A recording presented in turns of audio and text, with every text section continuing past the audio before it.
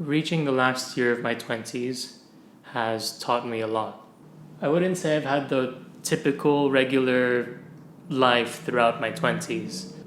Like finishing 4 years of university, getting a good job, meeting someone, getting married. My journey was quite different. I was living in Philippines at the time. I was in two bands and I was traveling throughout the country performing. It wasn't even fame, but as a regular college student in America, doing all these things at the age of 20 I wasn't prepared for it. People treated me differently because of this. There's no way to say these things without sounding boastful, but when you're a kid, when you're in your early 20s, and you're getting multiple messages from random strangers. You're finding people who take pictures of you from afar, like they're stalking you and posting it on Twitter where you find it later. And just having people bombard you with like selfies and posters of you and signing stuff and asking you to make birthday video greetings. It was a lot. It was a lot to take. People think it's cool. Like people think it's cool to, have that slight fame, and I get it because in the moment back then, like it was cool, it was fun, it was a lot of fun. I remember it being a lot of fun, but there was also just a lot of backlash to it. When you're in that light, there is more opportunity for people to make fun of you, to judge you. And as a person who just left their teens and started their 20s, it was hard to understand, and I wasn't ready for it. People just label you, and you can't really do anything about it. Whether it was through jealousy, whether it was through spite, you had no control. Although it was a great experience and there were a lot of opportunities presented to me, and I just took it. And it was some of the best times of my life, but it was also some of the most mentally challenging times of my life. So by the time I reached the middle of my 20s, I had gone through a couple of relationships that ended terribly. And it was just due to my lack of self-worth.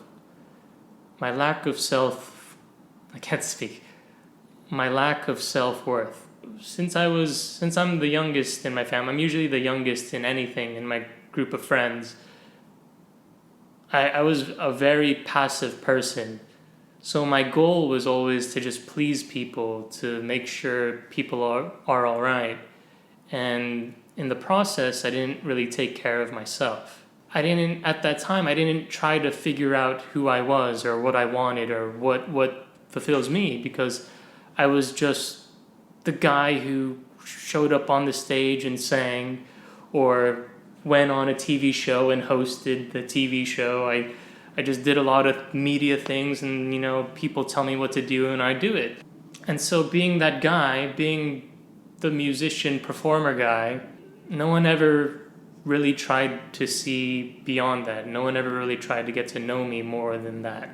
So what happened with that is I started to believe that was all I had to offer.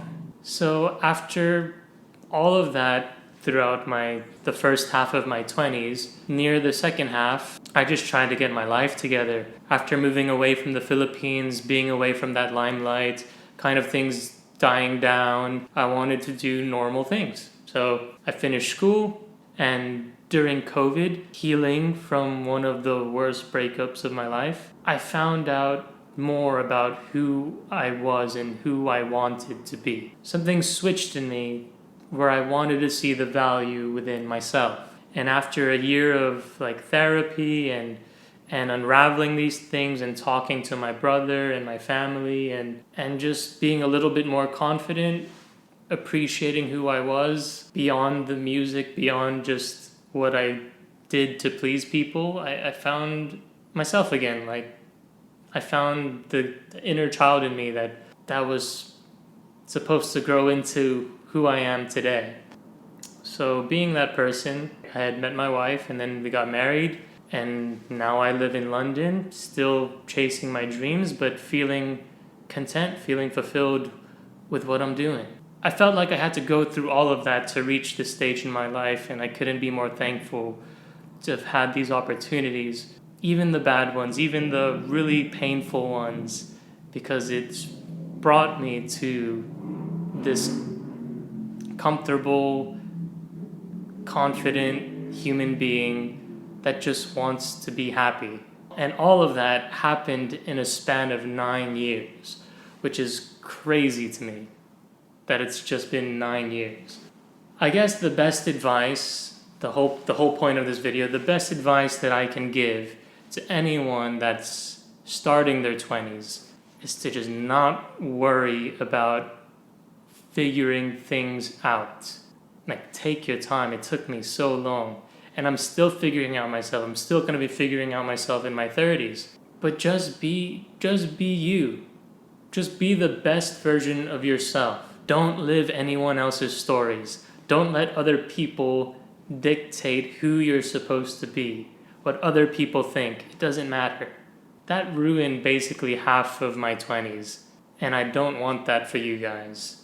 And it's just you. At the end of the day, it's just you. My biggest advice is just to relax. Don't stress too much about what you're going to do or what job you're going to get or what, these things will happen through time. Just do what makes you happy. I can't stress that enough. If you're miserable doing something, stop doing that. Do something else. Do what makes you happy. Build yourself up as an individual. Be content with who you are so you can share some of that knowledge with someone else, and they can go on their own journey. You can't help someone if you're also broken too. So that's what I wanted to say.